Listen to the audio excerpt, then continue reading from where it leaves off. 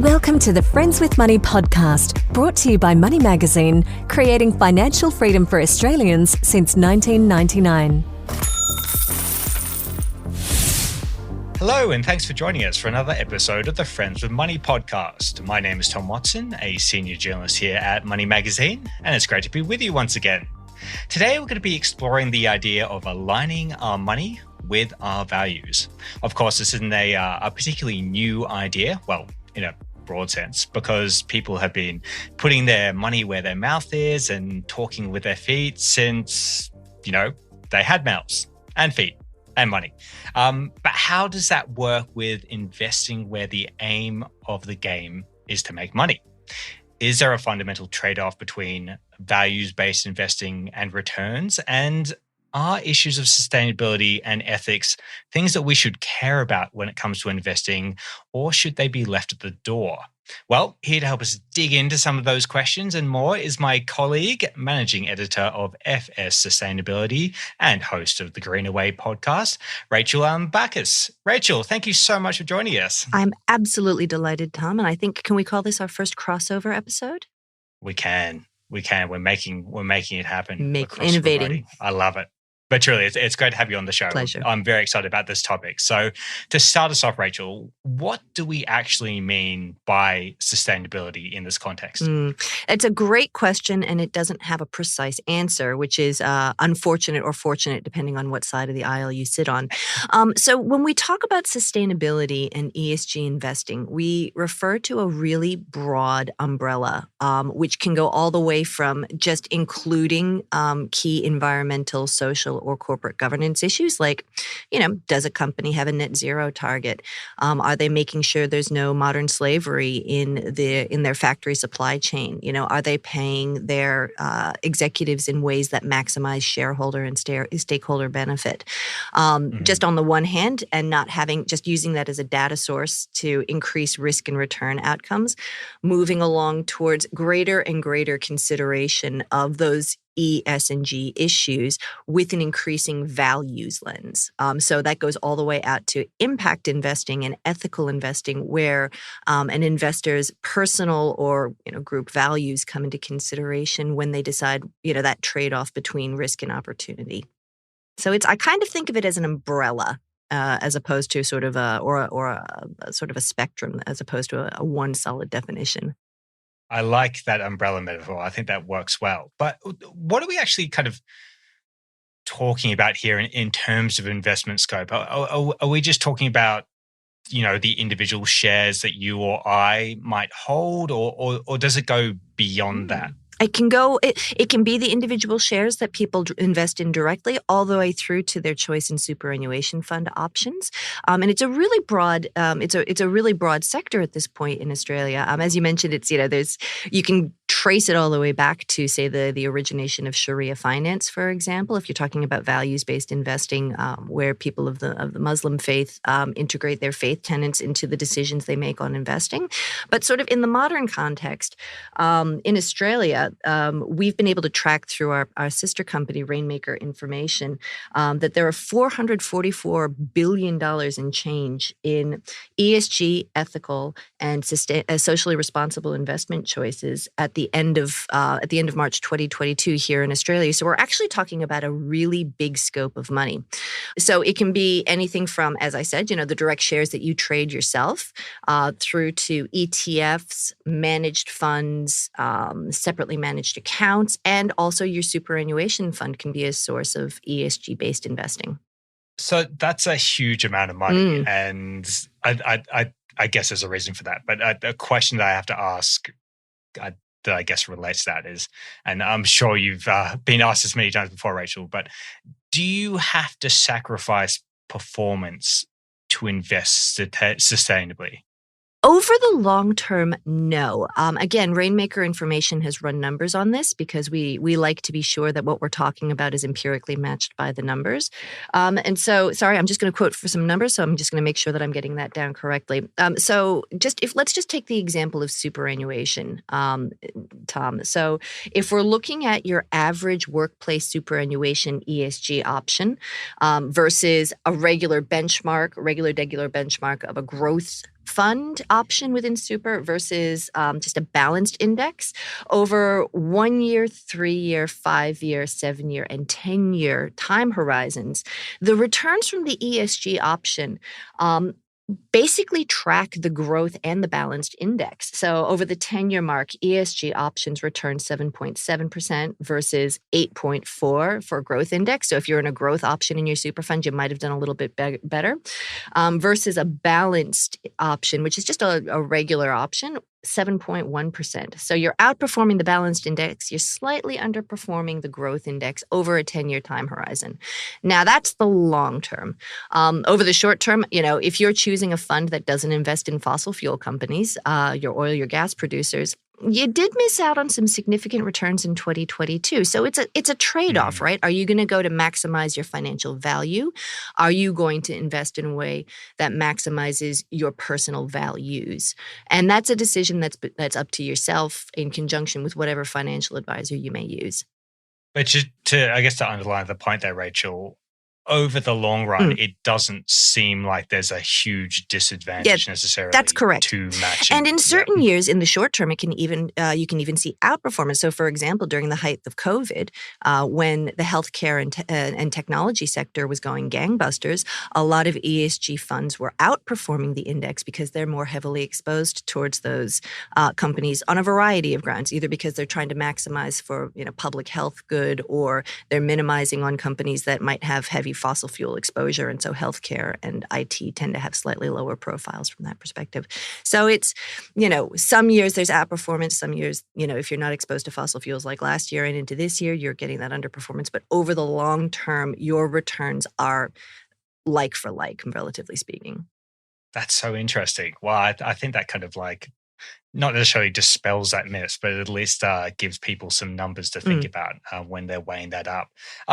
Rachel, one of the questions that I had coming into this chat was thinking about diversification, and if you kind of eliminate or strip away, some of the companies that don't necessarily align with your values, doesn't kind of diversification become an issue at that point then? It can, particularly in a country like Australia, where our main index, if we're talking listed equities, our main index are so heavily geared towards mining and extraction and banks, which lend to the mining and extraction sector. So there's ways of compensating for that. It depends on your strategy. I mean, if you're invested in global equities, you obviously have a lot more choice of diversification, particularly in the listed equity space. Or you can choose techniques. So, and this goes back to what is ESG investing as well, that broad umbrella term. So you can invest in ways where you're selecting best in breed. So you're saying, okay, I really want the returns from oil and gas extraction companies because the dividends are so strong, the return is so strong in the short term.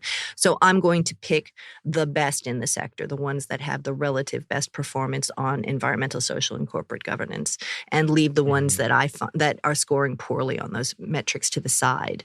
You could also go for a diversified strategy in general, where you're not just investing in equities directly, but you're choosing a fund or a product where you're getting exposure to equities, fixed income, maybe a little bit of private equity. And this is where, looking at your superannuation fund option might be a really healthy choice for you to explore as well. I guess it comes back to the individual, doesn't it? But it seems like there's a lot of scope for individuals to kind of cater towards their own desires and within that. And Rachel, where can people, I guess, start to look if they're interested in diving into a particular company to see if it kind of matches with their values or what they're interested in terms of their investing strategy on the kind of like ESG front? Well, look, the good news is that the data around ESG is improving by leaps and bounds year on year. So if your listeners are people who directly trade shares, a lot of platforms are starting to offer their clients access to ESG ratings and research platforms that might draw on a plethora of providers. And this is another interesting part of the market. Unlike, say, credit rating agencies where the standards relatively align, sort of from provider to provider. ESG research and ratings is a lot more opinionated. So you go with a couple of different providers potentially that can give you a more holistic picture. You can also, again, go to, if you've got everybody who has work-based super has the opportunity to go and look at their super funds individual offerings. And then if you're looking for a product, if you're looking for a managed fund or an SMA, or even if you're looking for a financial advisor that might be in the more ethical space, I always like to tell people there's this great resource through the Responsible Investment Association Australasia called responsibleinvestments.org. Sorry, let me just double sure whether it's responsibleinvestment.org, singular. And that is a website where you can put in what your preferences are in terms of your values, and it will actually show you a list of products and services that align to your financial aims as well as to your ethical persuasion based on RIA's responsible investment certification. RIA takes a sort of a real holistic view of product providers that submit for consideration to make sure that what they're saying on the tin and in the product disclosure statement matches the action internally in the fund. And so I always like to drop that one because it's a good resource. It's really user-friendly and accessible, and people can start exploring what their options are in terms of products on the market.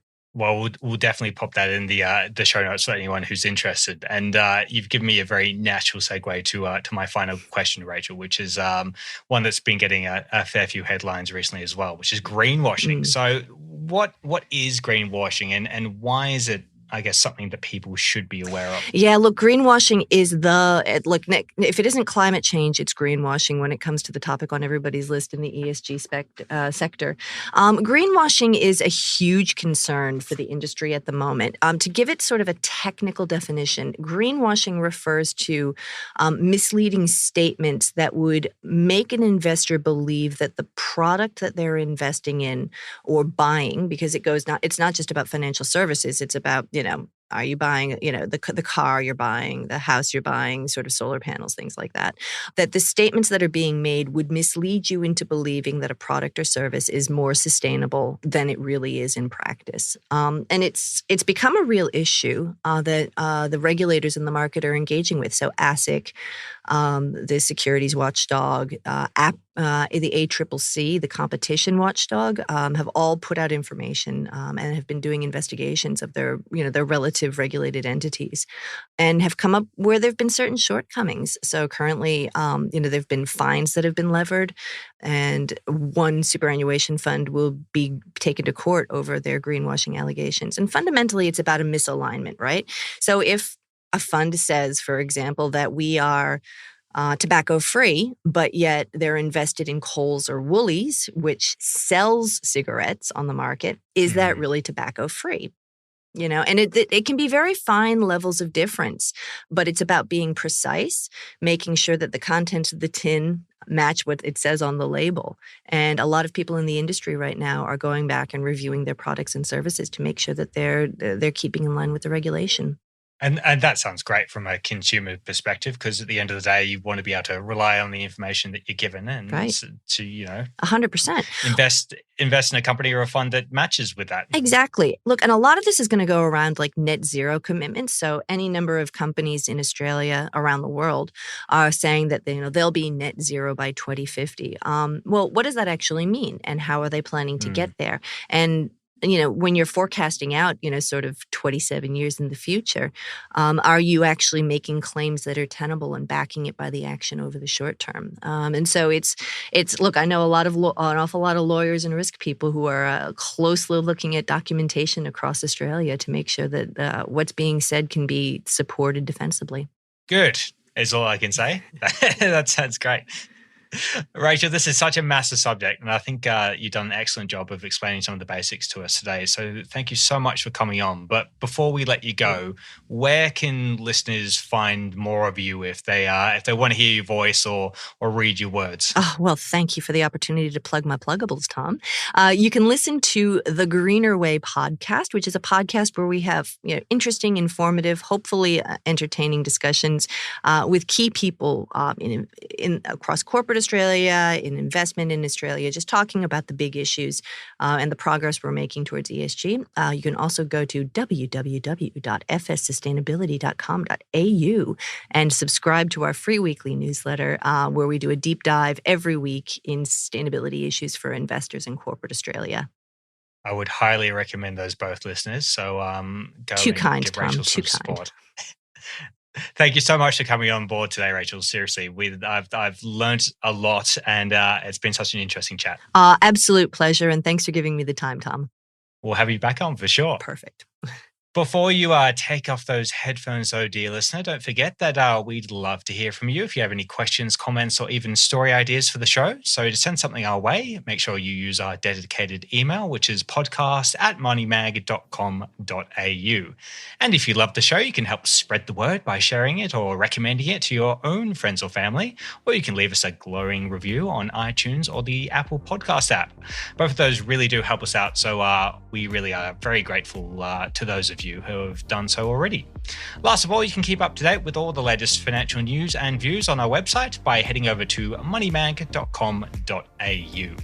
That's it for this episode of the Friends with Money podcast, though, but we will be right back in your feeds next week. I'm Tom Watson. Bye for now. Thanks for listening to the Friends with Money podcast. For credible, independent, and easy to understand financial commentary, visit moneymag.com.au. Please remember that the views and opinions expressed in this podcast are general in nature, and further independent advice and research based on your personal circumstances should be sought before making an investment decision.